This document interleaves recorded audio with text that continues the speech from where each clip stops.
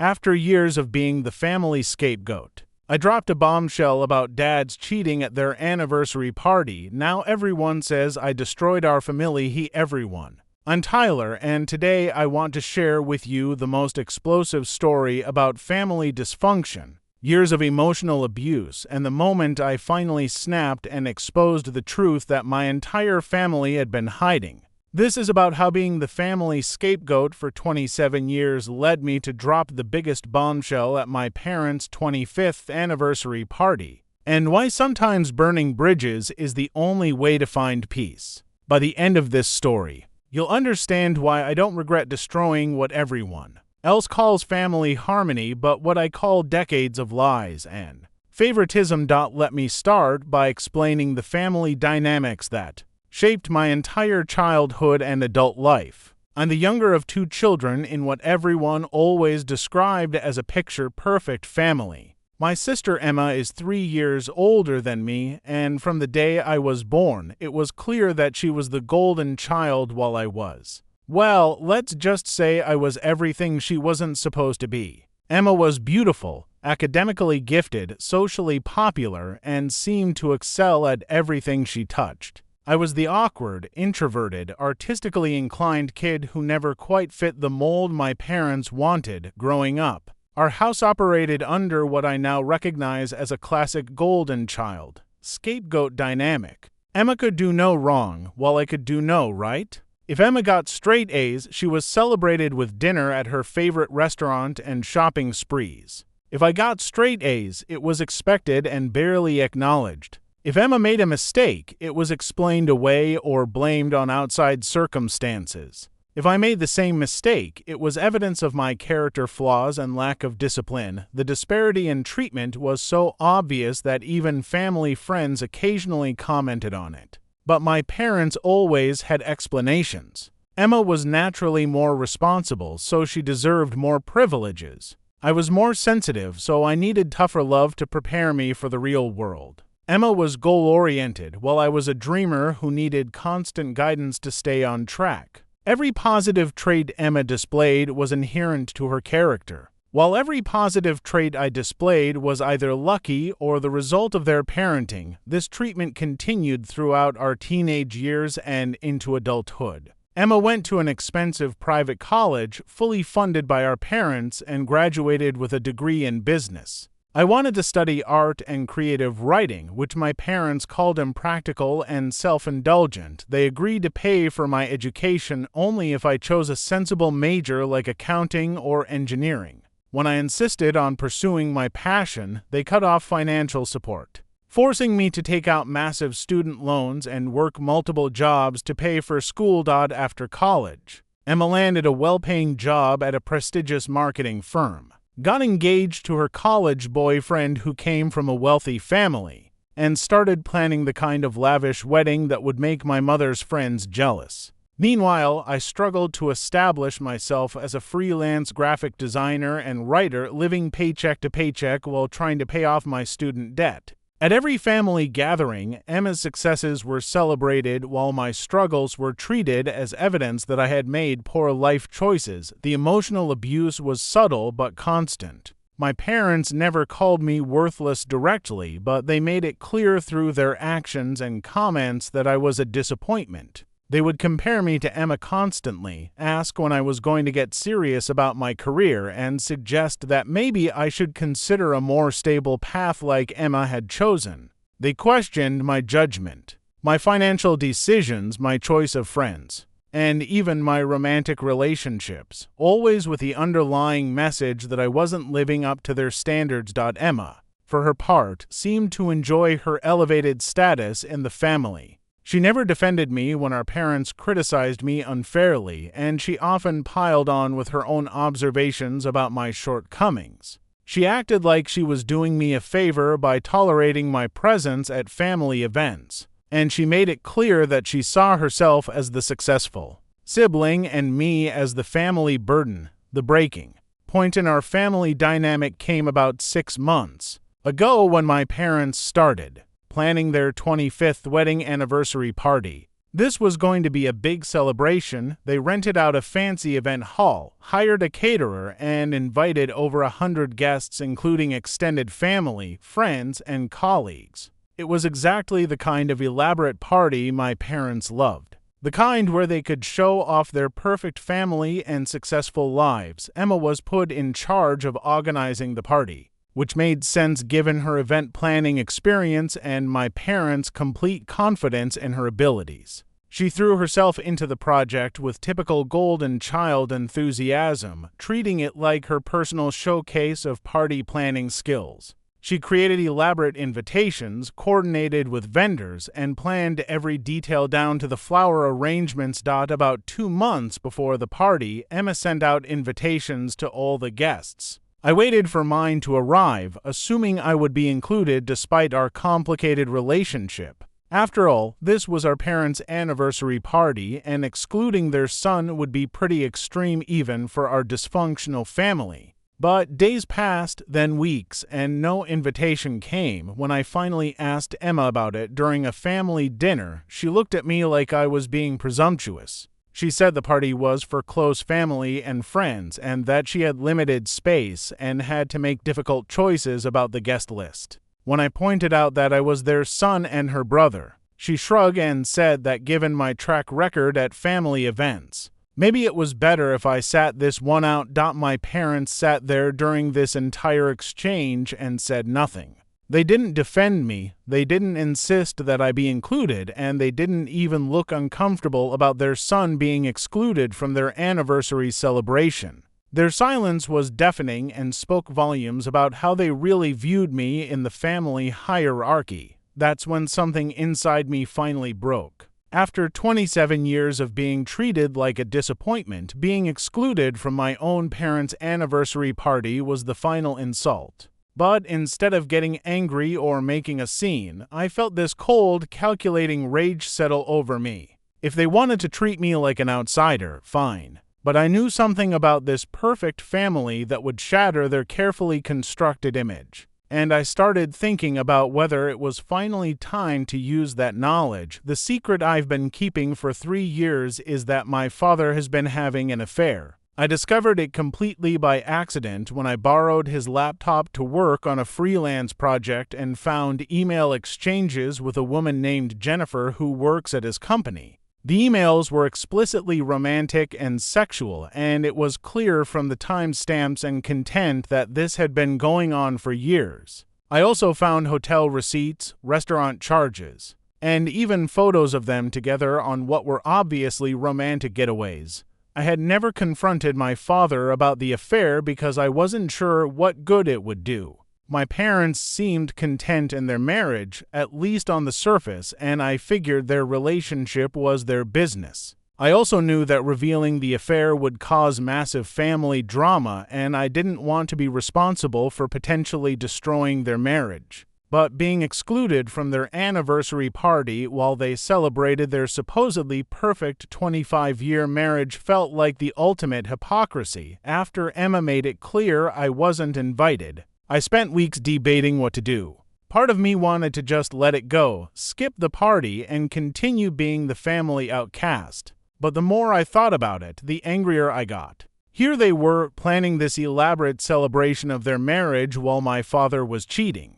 And I was being excluded because I was supposedly the family failure and embarrassment. I decided that if I was going to be cast as the family villain anyway, I might as well earn the title. I spent the next few weeks gathering evidence of my father's affair. I took screenshots of the emails, photographed the receipts and photos I had found, and even did some digging on social media to learn more about Jennifer. I compiled everything into a comprehensive dossier that would leave no doubt about what had been going on the night of the anniversary party arrived. And I got dressed in my best suit and drove to the event hall. I hadn't told anyone I was coming, and I knew Emma would be furious to see me there. But I figured that once I was already inside, they wouldn't want to cause a scene by throwing me out in front of all their guests. When I walked into the party, the reactions were exactly what I expected. Emma looked horrified and immediately came over to ask what I was doing there. I calmly told her that I had decided to come celebrate our parents' anniversary after all, and that I had even prepared a special surprise for them.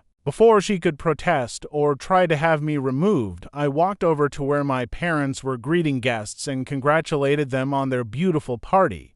The party was everything you'd expect from my family, elegant, perfectly orchestrated, and designed to impress. Emma had done an amazing job with the decorations and arrangements, and my parents looked radiant as they accepted congratulations from their friends and colleagues. Everyone kept commenting on what a wonderful marriage they had, how lucky they were to have found each other, and how they were an inspiration to other couples. About an hour into the party, Emma took the microphone to give a toast to our parents. She gave a beautiful, heartfelt speech about their love story, their commitment to each other, and what an example they had set for her about what marriage should look like. The crowd applauded enthusiastically, and my parents looked touched and proud. It was exactly the kind of moment they had dreamed of for their anniversary celebration. That's when I made my move. As Emma handed the microphone back to the DJ, I intercepted it and stepped up to address the crowd. I started by thanking everyone for coming to celebrate my parents' marriage and acknowledging what a beautiful party Emma had organized. I said how wonderful it was to see so many people gathered to honor their 25 years of marriage and their commitment to each other. Then I said, since we're celebrating honesty, commitment, and the sanctity of marriage tonight, I thought this would be the perfect time to share some information that really captures the spirit of my parents' relationship. I could see Emma's face turning white as she realized something was terribly wrong, and my parents looked confused but not yet alarmed. I pulled out the printed photos and emails I had prepared and held them up for the crowd to see. These are photos and emails documenting my father's affair with his co-worker Jennifer Martinez, which has been going on for the past 3 years. I found them on his laptop, along with hotel receipts and restaurant bills from their romantic getaways. I thought everyone should know what we're really celebrating here tonight, not just a 25-year marriage, but also a 3-year affair that shows my father's true commitment to his vows. The room fell completely silent. You could have heard a pin drop as everyone processed what I had just said. My father's face went from confusion to horror to rage in about 3 seconds. My mother looked like she was going to faint. Emma was staring at me with a mixture of shock and pure hatred, and all their guests, family members, friends, colleagues were looking back and forth between my parents and me, trying to figure out if this was some kind of terrible joke. I continued, I know this might seem like an inappropriate time to share this information, but I figured if we're all here celebrating the honesty and commitment that defines their marriage, we should celebrate all of it. After all, Emma worked so hard to make sure only the right people were invited tonight, so I wanted to make sure everyone got the full picture of what we're toasting. That's when chaos erupted. My father lunged toward me, trying to grab the microphone and the evidence I was holding. Emma started screaming at me to stop and get out. My mother burst into tears and ran toward the bathroom. Several guests started talking loudly among themselves, some looking shocked, others seeming almost excited by the drama. A few people started heading for the exits. Clearly uncomfortable with the situation, Emma managed to grab the microphone away from me and tried to do damage control, telling everyone that I was having some kind of breakdown and that they should ignore what I had said. But it was too late. The information was out there. The damage was done. And everyone in that room now knew the truth about my parents' supposedly perfect marriage. Security eventually escorted me out of the venue, but not before I had managed to leave copies of some of the evidence on several tables where guests could see them. As I was being walked out, I could see small groups of people huddled together, whispering and looking at the photos and emails. The party was effectively over, even though it was only halfway through the scheduled time. The aftermath of that night has been exactly what you'd expect, only worse. My parents' marriage is in shambles. My mother moved out of the house and is staying with her sister while she decides whether to file for divorce. My father has been trying to do damage control, claiming that the affair was over and that he was planning to confess everything after the anniversary party. But the evidence I presented showed that he had been with Jennifer as recently as 2 weeks before the party. So his claims about ending the affair weren't credible. Emma has completely cut me out of her life and has convinced most of our extended family to do the same. She's been telling everyone that I'm mentally unstable, jealous of our family's success, and deliberately trying to hurt people who love me. She's positioning herself as the victim in all of this, claiming that I ruined her months of hard work planning the party and destroyed our parents' marriage out of spite. My father's professional reputation has also taken a hit since several of his colleagues were at the party and witnessed the revelation. The affair with Jennifer was not only a personal betrayal, but also a violation of his company's policies about relationships between supervisors and subordinates. He's currently facing disciplinary action at work and may lose his job, but here's the thing, I don't feel guilty about any of it. For the first time in my adult life, I feel free from the burden of protecting other people's secrets and maintaining the facade of family harmony. Yes, I destroyed their party and exposed their private business in the most public way possible. Yes, I caused pain and embarrassment to people who are related to me. But they caused me pain and emotional abuse for decades, and they excluded me from their celebration while living a lie. The family members who are angry with me keep saying that I should have handled this differently, that I should have confronted my father privately or stayed out of their marriage altogether. But these are the same people who watched me be scapegoated and mistreated for years without saying a word. They're upset about me disrupting their comfortable fiction that we were a happy, functional family, but they were never concerned about the dysfunction that was destroying me. Emma is particularly furious because she feels like I deliberately sabotaged her moment to shine. She had put so much effort into planning the perfect party, and she's devastated that it will now be remembered for the scandal instead of her organizational skills. But Emma was the one who excluded me from the celebration, treating me like I was too much of an embarrassment to be included. If she had extended basic family courtesy and invited me like any normal sister would, none of this would have happened. My mother is the one I feel most sorry for in this situation, because she's the innocent victim of both my father's affair and my decision to expose it publicly. She's been humiliated in front of all her friends and is dealing with the collapse of her marriage while also processing the fact that her son chose to reveal this information in the most hurtful way possible.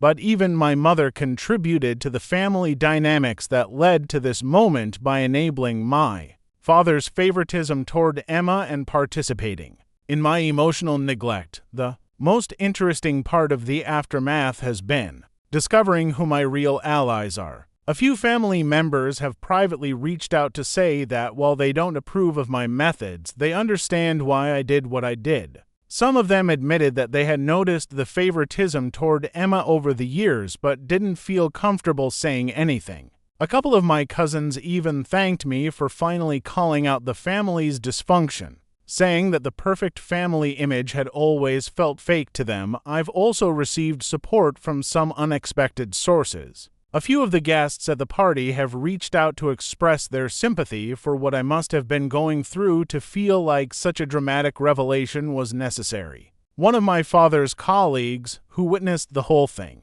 told me privately that he had suspected the affair for months and thought my father was hypocritical for presenting himself as a family man while cheating on his wife. My father has made several attempts to reconcile with me, not out of genuine remorse, but because he wants me to help clean up the mess I created. He's asked me to tell people that I was mistaken about the affair, that I misunderstood what I saw, or that I was having emotional problems that led me to make false accusations. He seems to think that if he can discredit me, he can salvage his reputation and possibly his marriage. But I have too much evidence for his denials to be credible, and I'm not interested in helping him cover up his mistakes. The question everyone keeps asking me is whether I regret what I did, and the honest answer is no. I regret that it had to come to that point, and I regret that my mother was hurt in the process, but I don't regret finally fighting back against years of mistreatment.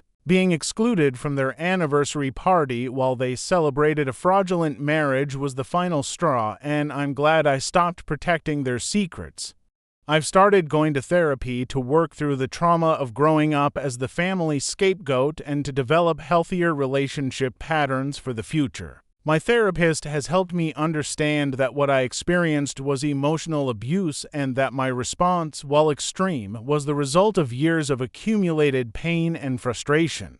She's also helped me recognize that healthy families don't operate with golden children and scapegoats, and that my parents' treatment of me was never normal or acceptable. I've also been working on building relationships with people who actually value and respect me. I've reconnected with friends from college who knew me before the family dysfunction defined my self-image, and I've been dating someone who thinks I'm interesting and talented rather than a disappointment. It's been eye-opening to experience relationships where I'm not constantly defending my worth or trying to prove that I deserve love and respect, financially and professionally. I'm doing better than I have in years. Without the constant stress of family drama and criticism, I've been able to focus on my creative work and build my freelance business. I've landed several high-paying clients and am finally making progress on paying off my student loans. It turns out that when you're not constantly being told you're a failure, you can actually succeed. The hardest part of this whole experience has been accepting that I may never have a relationship with my family again.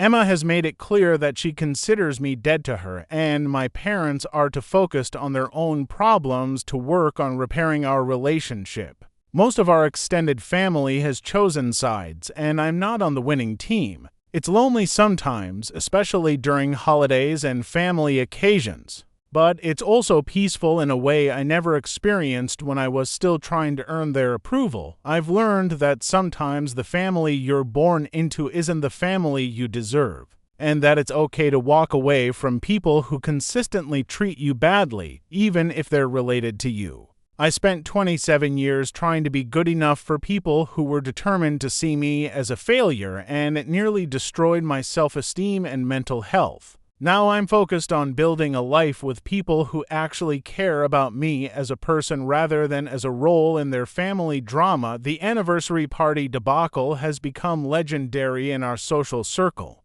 People still talk about it months later, not because they're gossiping, but because it was such a dramatic example of family secrets exploding in public. Some people think I was wrong to air dirty laundry so publicly, while others think my family had it coming. But everyone agrees that it was one of the most shocking things they've ever witnessed at a social event. Would I do it again if I had the chance? Probably not in exactly the same way. If I could go back, I might have chosen a less public method of confronting the family dysfunction and my father's affair. But I don't regret standing up for myself or refusing to continue being the family scapegoat. Sometimes you have to burn bridges to stop people from walking all over you. And that's exactly what I did. My advice to anyone dealing with similar family dysfunction is this: don't wait 27 years to stand up for yourself. Set boundaries early, don't enable other people's bad behavior, and don't sacrifice your mental health to maintain relationships with people who don't respect you.